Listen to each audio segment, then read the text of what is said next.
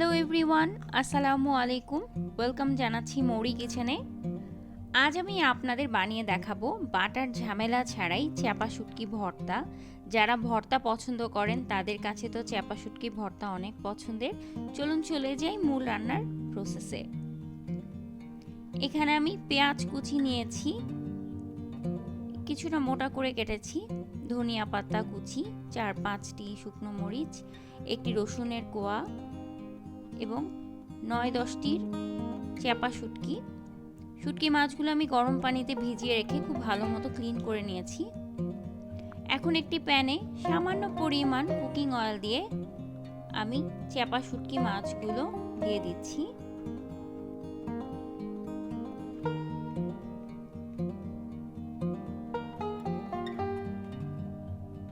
চেষ্টা করবেন মাছগুলো সামান্য গরম পানিতে ভিজিয়ে তারপর পরিষ্কার করতে, তাহলে ক্লিনটা অনেক ইজি হয়ে যায়। আমি এখন মাছগুলো ভালো মতো ভেজে নিব। চেপা শুটকি মাছ অনেক সফট থাকে, তাই ভেঙে ভেঙে যাবে।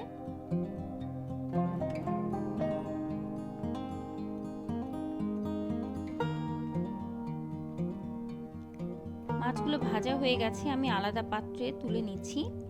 ওই একই প্যানে 1 টেবিল চামচ পরিমাণ কুকিং অয়েল দিয়ে দিচ্ছি আস্ত রসুনের কোয়াগুলো। কিছুক্ষণ ভেজে নিব। অ্যাড করে দিচ্ছি পেঁয়াজ কুচি। পেঁয়াজ কুচি দেওয়ার পর রসুনের সাথে আবারও কিছুক্ষণ পেঁয়াজ আর রসুনগুলোকে ভেজে নিতে হবে। দিয়ে দিচ্ছি শুকনো মরিচ,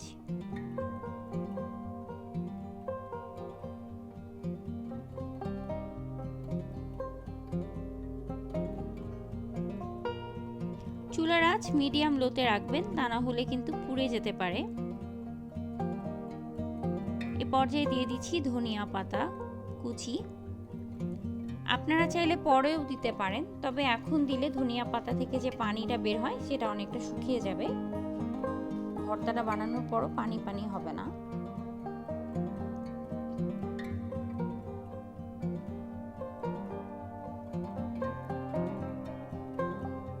অ্যাড করে দিচ্ছি আগেই ভেজে রাখা চেপা শুটকি মাছগুলো। সবগুলো আবারও আমি খুব ভালো মতো ভেজে নিচ্ছি।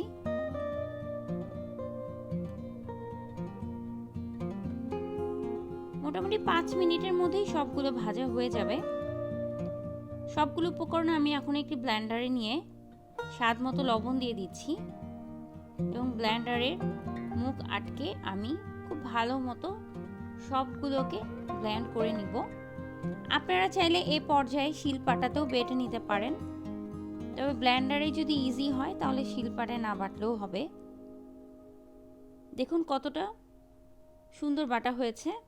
অ্যাড করছি 1 টেবিল চামচ পরিমাণ সরিষার তেল, আর দিয়ে দিচ্ছি কিছুটা আস্ত কাঁচা পেঁয়াজ।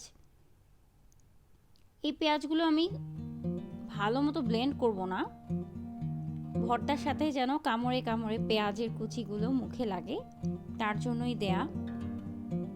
খুব বেশি মিহিন করার প্রয়োজন নেই। সো আমার ভর্তা কমপ্লিট হয়ে গেছে। সো ভিউয়ার্স, হয়ে গেল দারুণ স্বাদের চেপা শুটকি ভর্তা। গরম ভাতের সাথে এই ভর্তার কোনো জুড়ি নেই। আশা করি ভিডিওটি আপনাদের ভালো লেগেছে, আর ভালো লাগলে আমার চ্যানেলটি সাবস্ক্রাইব করতে ভুলবেন না এবং ভিডিওটি আপনাদের ফ্রেন্ডস অ্যান্ড ফ্যামিলি মেম্বার্সদের সাথে শেয়ার করবেন। সবাই ভালো থাকবেন। আল্লাহ হাফেজ।